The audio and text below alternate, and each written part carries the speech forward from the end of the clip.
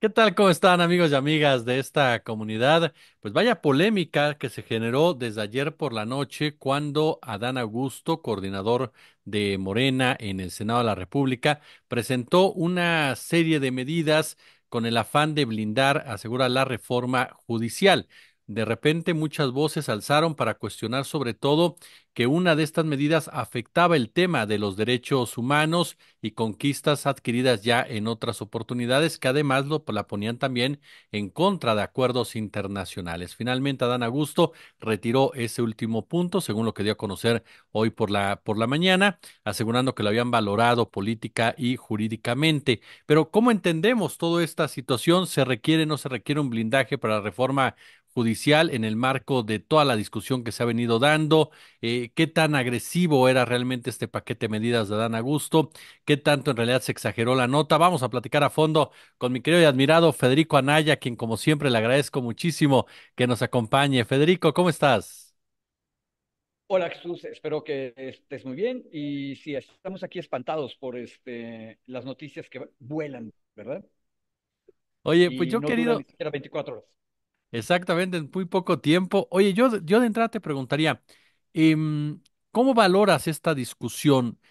¿Sí se requiere un blindaje legislativo a la reforma judicial? ¿Era este el adecuado? ¿Cómo entendemos esta discusión, oye? Eh, en mi opinión personal, no necesitamos este tipo de reforma. Eh, hacerla sin haberlo consensado, porque es evidente que no hubo consenso previo, eh, es una mala idea porque da la apariencia de que la reforma no estuviera blindada y sí está. A ver, hay que estar bien claros. México nunca ha discutido ni tiene en la Constitución lo que se llaman cláusulas pétreas, es decir, cosas que no se pueden cambiar. Por ejemplo, en la República Italiana, una cláusula pétrea es que no puede volver a ser un reino. O sea, hubo un plebiscito, dijeron que iban a ser república y insertaron en la Constitución la idea de que no pueden regresar a la monarquía. La Alemania, la República Alemana, no puede dejar de ser república y tampoco puede optar por el fascismo. Está prohibido la ideología fascista. Entonces, esas son cosas duras, pero solo aparecieron después de la Segunda Guerra Mundial. Y la Constitución mexicana es de antes, y de hecho, de mucho antes, porque lo que ocurrió en el año 1917 es nada más una reforma a la Constitución de 1857. Ahora, de facto, hay cosas muy duras en la Constitución. Por ejemplo, somos una república. A menos de que tú encuentres alguna noticia nueva, hasta ahora los iturbidistas no nos han convencido de regresar a ser imperio. Y yo creo que no lo van a lograr nunca. Ahora, nos dicen, es muy fácil reformar la Constitución. Realmente no. Si tú te fijas, todo lo que hemos discutido en los últimos 6 años, te das cuenta que es muy complicado. Y otra cosa, en el sexenio de Peña Nieto tuvieron que untarle la mano con millones de dólares a los legisladores para poder sacar las reformas. Entonces no es fácil. Eh, vivimos una situación rarísima durante mucho tiempo con el PRI, donde cualquier cosa se podía hacer, pero eso ya dejó de ocurrir en el año 2000. Entonces, el sistema de reforma constitucional es bastante complicado. Por eso fue tan claro que estábamos votando por darle o no darle a Morena la posibilidad de reformar la Constitución. Entonces, ahora sí se logró. Ahora, preparémonos. Si las derechas en este país hacen su trabajo político y dentro de 6, 12 años, los que sean, logran convencer a la población de darle la mayoría constitucional, también la derecha va a poder hacer los cambios. Pero no es fácil. Ahora, eh, la otra cosa es, ¿en algún momento has visto la intención de parte del obradorismo de acabar con la división de poderes? No lo digo yo, lo dice el mismo Damián Cepeda, que es del PAN. Aquí, en esta reforma, no hubo violación de derechos humanos, simplemente cambiamos el mecanismo con el que vamos a elegir al Poder Judicial, que aparte de todo ni siquiera es una cosa nueva, elegíamos a los ministros de la Corte en 1857.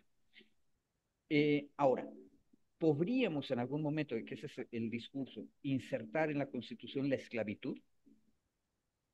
Otra vez, igual que la monarquía, veo difícil que alguien vaya a proponerlo. O sea, si pones ese tipo de ejemplos, no vamos a avanzar mucho. Ahora, en la realidad, la derecha mexicana, por buenas y malas artes, consiguió detener la reforma agraria, consiguió privatizar las industrias energéticas del país. Y ahora la izquierda lo que está haciendo es echar para atrás esas reformas, pero cuesta mucho trabajo. Entonces, no estamos discutiendo que van a insertar la esclavitud, entonces, en realidad, no veo yo por qué tenemos que estar tan histéricos. Ahora, tú sugerías, cuando me mandaste un mensajito, que el tema es la supremacía constitucional. En Italia, por ejemplo, en Israel, se discute que hay una diferencia entre el constituyente original, que es realmente el fundador, y un constituyente derivado, que no es el grande, y que sería este proceso que tenemos en México. Mayoría de no, de 2 tercios en las dos cámaras federales, más aparte de la mitad más uno de los congresos de los estados. Eso en México, el maestro Tena Ramírez hace un siglo le llamó el constituyente permanente. Bueno, los modernos constitucionalistas en el mundo dicen, ese es un constituyente derivado y por lo tanto no puede ser tan fuerte como el constituyente original. Bueno, ese es un debate que, por cierto, la izquierda estaba dispuesto a darla, no sé, hace unos 10 años. ¿Por qué? Porque habíamos visto cómo los neoliberales habían eliminado la reforma agraria, cómo pretendían quitarle derechos a los obreros y cómo habían desnacionalizado el país. Y el problema es, en ese momento nosotros dijimos, eso rompe el pacto fundamental. Entonces deberíamos esos pactos fundamentales ponerlos como cláusulas pétreas que no se pueden cambiar más que por un proceso más complejo, todavía más complejo. Ana Laura Magaloni ha propuesto que en algunas cosas, en algunos temas, tendríamos que poner un plebiscito o un referéndum después del proceso en las cámaras y en los congresos de los estados. Bueno, eso podemos discutirlo, pero cuando la izquierda propuso eso hace 10 años o hace 20 años, ¿qué dijo la derecha? Que no era necesario y que ellos pensaban que así es, como era, estaba bien. Con esas reglas, la izquierda decidió jugar democráticamente. Ahora tiene la izquierda la mayoría constitucional que tenía antes la derecha. Y ahora la derecha dice, tenemos que poner cláusulas pétreas, tenemos que aumentar requisitos para la reforma constitucional. ¿No te suena que es un poco tramposo el argumento? Muy Ahora, político más que jurídico, ¿no? pues sí, ahora, ya en lo específico, la reforma que se estaba proponiendo para el artículo primero, aparte de todo, estaba mal redactada. El artículo primero, que es el párrafo 2, lo que dice es que los derechos humanos que están en la Constitución o en los tratados internacionales siempre se deben interpretar cuando, en lo que más favorezca a la persona. Es decir, que si tú tienes reglas para proteger la libre expresión más bondadosas, mejores en un tratado internacional, tienes que aplicarlas del tratado internacional. ¿Por qué? Porque el tratado lo firmó México de acuerdo con la Constitución, entonces entró en nuestro orden jurídico y entonces hay que aplicar la regla que mejor proteja a los derechos humanos. Bueno, de eso se trata ese párrafo. Y la propuesta que estaban haciendo era agarrar y decirle, y no podrá eliminarse por inconvencionalidad. Bueno, ahora sí, perdón, ¿qué tiene que ver una cosa con la otra? Estaba mal redactado. Este, pero aparte, daba la impresión que lo que quieren o que lo que se deseaba era restringir derechos humanos. Fíjate, si nos vamos a la discusión de la supremacía constitucional y de las cláusulas pétreas, el artículo primero debería ser una cláusula pétrea. ¿Por qué? Porque costó muchísimo trabajo sacarlo adelante en 2011 y porque tiene cosas bien fuertes. Y cuando Adán Augusto, el senador, explicó que iban a retirar esa parte de su propuesta y iban a dejar solo artículos, no me acuerdo, 103, 105, 107, que son los de Poder Judicial. Tiene toda la razón. ¿Por qué? Porque lo que querían decir era que la Suprema Corte no puede utilizar un tratado internacional para invalidar una reforma constitucional. Eso es lo que se quiere hacer. Ahora, a mí me da un poco de tristeza, Jesús. Hace 10 años yo habría apoyado la idea de que si una norma internacional beneficia más a los campesinos, a los obreros, tenemos que aplicarla para contrarrestar precisamente las reformas constitucionales de los neoliberales. Ya sabe la reforma de derechos humanos. Y de hecho, si tú te acuerdas, todavía antes, en el año 2002, 2003, cuando muchos municipios, fueron cientos de municipios, los que presentaron controversias constitucionales contra la mala reforma en materia indígena, ellos alegaban, esta reforma no nos da todos los derechos que sí nos da el convenio 169 de la OIT, que es un tratado internacional. Lo que están diciendo es que debía haber control de convencionalidad. Y como la Constitución mexicana no estaba a la altura del Tratado Internacional, entonces tenía que regir el Tratado Internacional. Es exactamente lo mismo, ¿verdad? Que ahora está pidiendo la derecha. ¿Qué le contestó esta Corte? Porque la Corte es la misma, es la Corte después de Sevilla, que no se podía.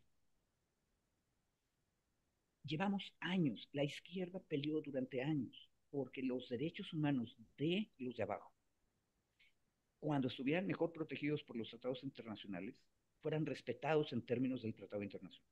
¿Y qué contestó la derecha todo el tiempo desde la Corte? Que no se podía. Y ahora, cuando a ellos les conviene, porque ahora sienten ofendidos sus derechos, privilegios más bien, de las élites, de los que están en este instante en el Poder Judicial. Ah, entonces ahora van a cambiar el criterio. ¿Sí me explico? Ujú. Ahora, ¿cuál es el peligro real ahorita? Sí hay un peligro. Los amparos no sirven para detener la reforma constitucional, pero la controversia constitucional o una acción de inconstitucionalidad, sí, porque la Corte, que todavía ahorita tiene una mayoría conservadora, puede cambiar su criterio. Todo esto que acabo de decir son criterios de la Corte desde el año 1996. Pero los tribunales, así funcionan, se vale, pueden cambiar su criterio. Es una injusticia y es una vergüenza que cuando les tocas a ellos sus privilegios, entonces es cuando cambian el criterio. No lo cambiaron nunca a favor del pueblo, pero sí lo van a cambiar a favor de ellos. Eso está mal, es una indecencia. Podemos decir muchas malas palabras. Pero ese es un peligro real. Entonces, la reforma al 103, 107, etcétera, sí conviene, porque la mayoría constitucional sí puede decirle a la Corte, no vas a hacer eso. Ahora, fíjate la tragedia. En el futuro, en algún momento en la democracia, la derecha va a ganar y probablemente va a tratar de hacer algo en contra del pueblo. Pero como ahora abusaron de esto y se introduce esa restricción a la Corte, tampoco vamos a tener esa defensa en el futuro. Es una tragedia lo que el egoísmo del Poder Judicial actual está provocando. Pero yo lo entiendo. Ahora, el artículo primero, en mi opinión, ni siquiera debieron acercarse a él. Aparte, no tenía caso meter lo que querían meter ahí. Pero lo otro lo entiendo. Y se entiende para pararle a la Corte el tren de irresponsabilidad en el que están metidos. Oye, Fede, así como queda entonces esta reforma que se presentaría con estos artículos y todo lo demás. Entonces, aquí lo que yo entiendo, tú me corriges, por favor, tú eres el experto. Entonces dices, esto se hace precisamente porque el Poder Judicial está provocando esta situación, pero a la larga podría traer algún tipo de consecuencias si no se modifica más adelante, porque me imagino que lo que se busca también es evitar que puedan echar abajo otro tipo de reformas en un momento dado, como puede ser la eléctrica o puede ser la que tiene que ver con el agua o con algún tipo de condición que toca estos intereses económicos. No, exactamente. Mira, lo que pasa es que yo hablo desde nuestra propia experiencia histórica. cuando acompañamos a los municipios indígenas diciendo que la reforma constitucional de 2002 no era buena, hubiésemos deseado que los derechos humanos internacionales, que eran más generosos con los pueblos originarios, se aplicaran.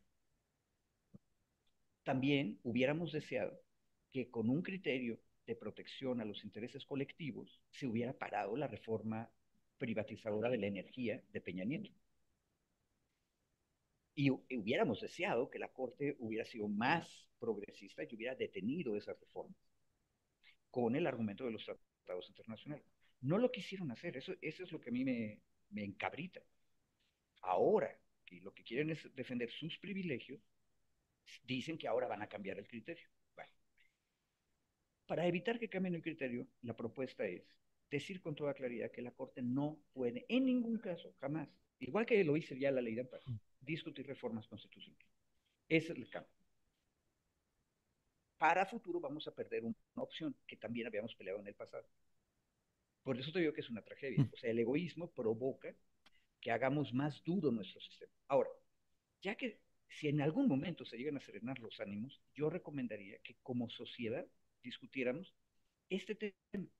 Debe haber cláusulas pétreas. Los locos que dicen que alguien quiere meter la esclavitud o la monarquía, bueno, podemos anotar la prohibición de la esclavitud y el republicanismo son cláusulas pétreas. Y yo agregaría, la defensa de los derechos humanos es una cláusula pétrea.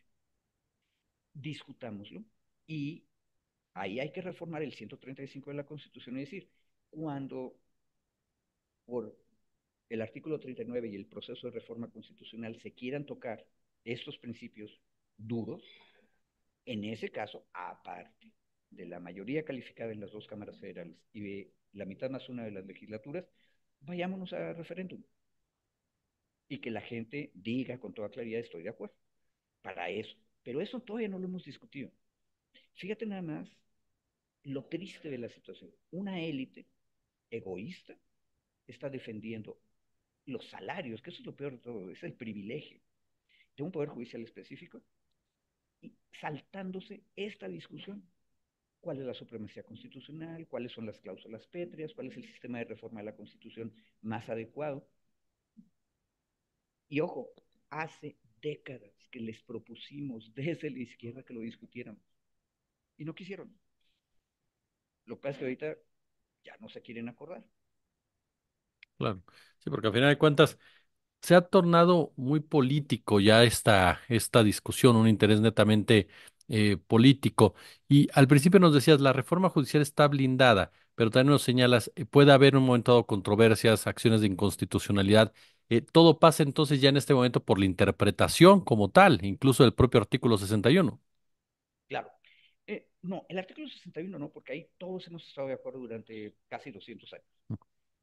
El amparo no sirve para expulsar del orden legal mexicano una norma constitucional. Eso no se vale. Entonces, vía amparo no se puede. Pero desde el año 95, cuando se hizo la reforma judicial de Cedillo, las acciones de inconstitucionalidad y las controversias constitucionales sí pueden provocar eso. Pero la Corte había interpretado de manera sistemática desde el año 96 hasta la fecha que no iba a aceptar ni acciones inconstitucionales ni controversias en contra de reformas de la Constitución. Eso es lo que quieren cambiar ahora. Ojo, los municipios originarios indígenas propusieron ese cambio. Propusieron, Corte, revisa esta reforma constitucional de 2002. Y la Corte dijo, no, no lo voy a hacer. Lo hizo interpretando. Ahora quiere cambiar su interpretación. Y por eso, diputados y senadores dicen, oh, ok, aclaremos que no pueden. Ojo, y por cierto, Jesús, acuérdate, hace 2 años, no me acuerdo, pero casi estoy seguro que es el ministro Pérez Dayana, que es ahorita uno de los del bloque conservador. Él dijo ante un proyecto sobre prisión preventiva oficiosa que proponía poner encima de la Constitución los tratados internacionales, él dijo, a mí no me nombraron para quitarle hojas a la Constitución. Él lo dijo. Y ahora no dice nada, pero todo parece indicar que se va a mover al otro lado. ¿Qué fue lo que cambió? que entonces estaba en riesgo la libertad de personas que están sin sentencia, pero ahora está en riesgo su salario. Eso es lo que hace miserable la posición de estas gentes conservadoras. Y peor, hay mucha gente que está defendiendo esas posiciones sin darse cuenta del egoísmo evidente. Claro, totalmente. Mi querido Federico Anaya, siempre de verdad es un placer platicar contigo y aprender de ti, oye. Bueno, espero que se haya oído bien. Muchas gracias. Y me acabo de dar cuenta que estoy en compañías extrañas y cinematográficas aquí atrás. Este, muchas gracias por la consulta. Espero no haber confundido más y que el rollo no sea tan gacho.